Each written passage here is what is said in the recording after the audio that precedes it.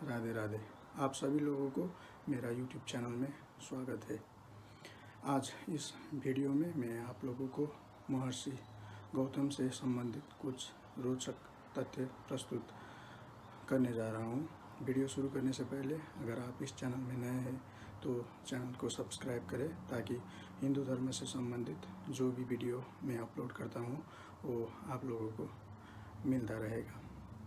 महर्षि गौतम प्राचीन काल के एक वैदिक ऋषि है। वे सप्त ऋषियों में से एक थे। इनको मंत्रद्रष्टा की उपाधि मिली है। मंत्रद्रष्टा का मतलब होता है वेद की जो ऋचाएँ होती है वो मूर्तिमान होके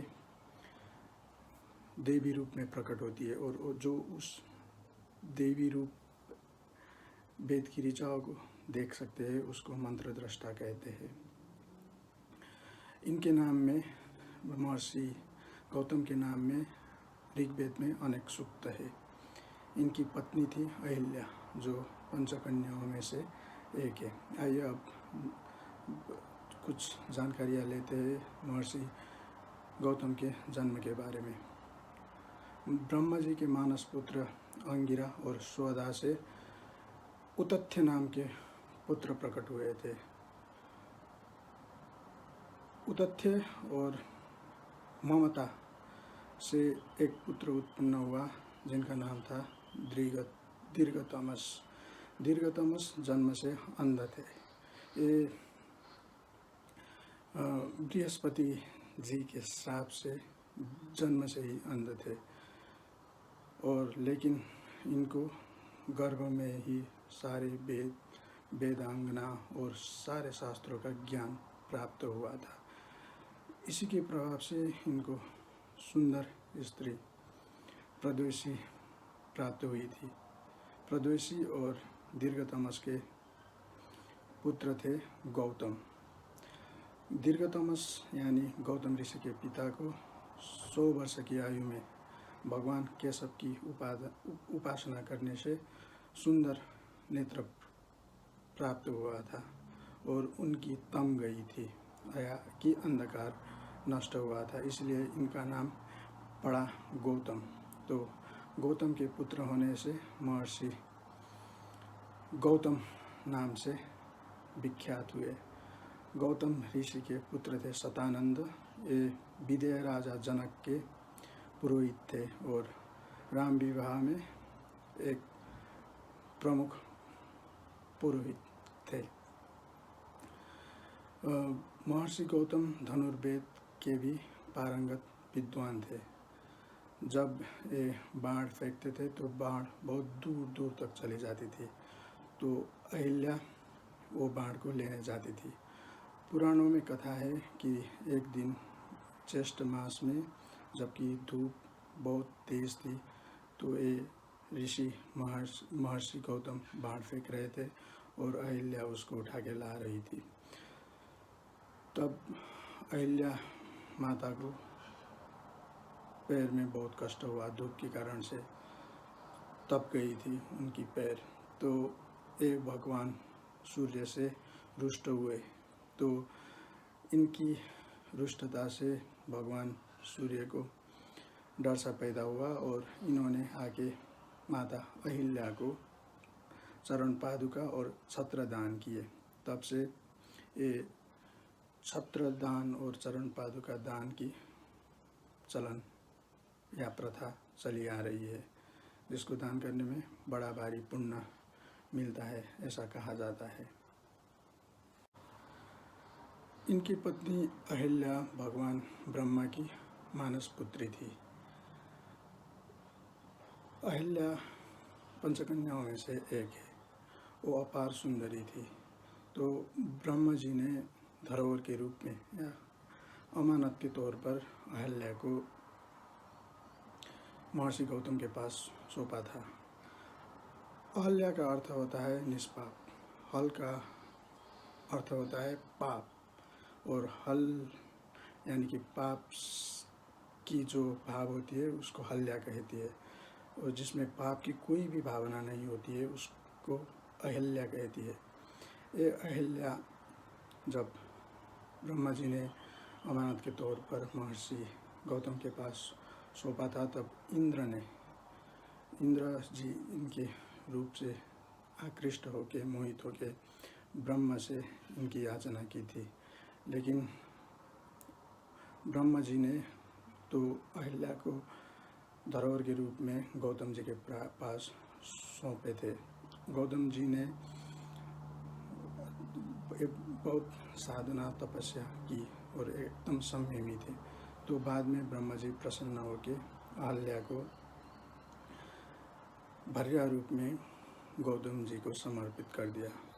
एक दिन इंद्र ने मोहित होके, अहिल्या की रूप लावण्य से मोहित होके जो अनैतिक कर्म है वो उनके साथ करने की चेष्टा किया। छल से देवराज इंद्र ने गौतम की रूप धारणा की और वैसा रूप धारण करके वो उनके पास गए, उनके आश्रम में। जब महर्षि वहाँ नहीं थे तो उनके साथ वो अनैतिक कार्य किया। तब फिर इंद्र को श्राप मिला और ब्रह्मा जी ने अहिल्या जी की जो सुंदरता थी वो सारी स्त्री जातियों में बांट दी थी। और अहिल्या जी को भी गौतम ऋषि ने श्राप दिया था कि वह पाषाण हो।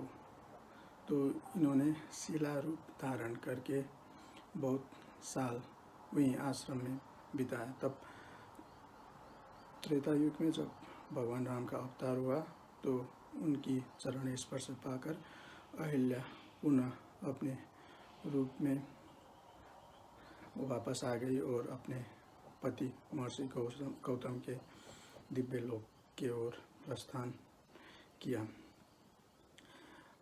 महर्षि गौतम को न्याय दर्शन का प्रवर्तक माना जाता है। हिंदू धर्म में, सनातन वैदिक धर्म में 6 दर्शन होते हैं: न्याय, सांख्य, वैशेषिक, मीमांसा, पातंजलि और वेदांत। सांख्य दर्शन कपिल मुनि का बनाया है, मीमांसा जयमिनी मुनि का बनाया हुआ है, वैशेषिक कणाद मुनि का बनाया हुआ है, पातंजलि योग दर्शन ऋषि पातंजलि का है और वेदांत भगवान वेद व्यास का है। न्याय दर्शन को बनाने के लिए भगवान शिव ने महर्षि गौतम को प्रेरणा दी थी, जिसका आख्यान महाशिव पुराण में आता है। कोई भी चीज़ हो, कोई किसी भी वस्तु हो, उसकी यथार्थ अगर निरूपण करना हो तो विचारों का नियोजन करना पड़ता है, एक योजना बनाना पड़ता है। उसी के बारे में सारे वृत्तांत इस न्याय दर्शन में है। और आधुनिक काल में जो भी न्याय प्रणाली प्रचलित है वो इसी शास्त्र के आधार पर स्थित है। तो इस दर्शन बनाने का प्रेरणा भगवान शिव ने गौतम ऋषि को इसलिए दिया था कि बाद में जाके जब सत्य का यथार्थ निरूपण नहीं हो सकता है, नहीं हो सकेगा और असत्य को लोग सत्य मानने लगेंगे, तब जाके इस न्याय दर्शन के सिद्धांत पर आधारित हो सत्य और असत्य का निरूपण किया जा सके। न्याय दर्शन में 4 प्रमाण प्रमुख माने गए हैं: प्रत्यक्ष प्रमाण, अनुमान प्रमाण, उपमान प्रमाण और शब्द प्रमाण। प्रत्यक्ष प्रमाण वो होता है जो इंद्रियों से हम प्रत्यक्ष रूप में ग्रहण करते हैं। जैसे कि हम कोई आवाज़ सुनते हैं तो जानते हैं ये किसकी आवाज़ है, मीठी है या कर्णप्रिय नहीं है। जो भी हम चीज़ें आँखों से देखते हैं, यानी कि सारे इंद्रियों से हम जो विषय ग्रहण करते हैं उसका जो प्रमाण हमें मिलता है वो प्रत्यक्ष प्रमाण होता है। और अनुमान प्रमाण वो होता है जो हम अनुमान के द्वारा पर निश्चित करते हैं कि जैसे कि कहीं पे हमें धुआं दिखाई दे रहा है तो हम अनुमान लगाते हैं कि वहाँ कोई अग्नि होगा। तो तीसरा प्रमाण जिस पर न्याय शास्त्र आधारित है वह है उपमान प्रमाण, जिसमें हम कोई भी चीज़ की निर्णय दो समान चीज़ को तोल के उपमा लेके करते हैं, उसको उपमान प्रमाण कहते हैं। और जो चौथा प्रमाण है वो शब्द प्रमाण।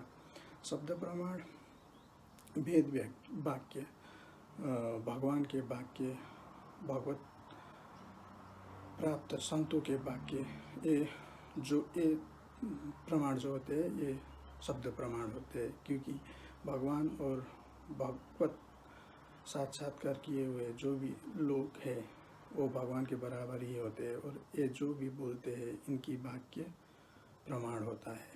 जैसे कि वेद है, वेद तो भगवान का ही वाक्य है। तो ये 4 प्रमाण पे आधारित न्याय शास्त्र का प्रतिपादन महर्षि गौतम ने किया था, इसीलिए महर्षि गौतम को न्याय दर्शन का प्रवर्तक माने जाते हैं। वीडियो अंत तक देखने के लिए आपको धन्यवाद। अगर वीडियो पसंद आया हो तो लाइक और शेयर ज़रूर करें, और चैनल को सब्सक्राइब करना बिल्कुल भी ना भूलें। धन्यवाद। जय श्री राधे।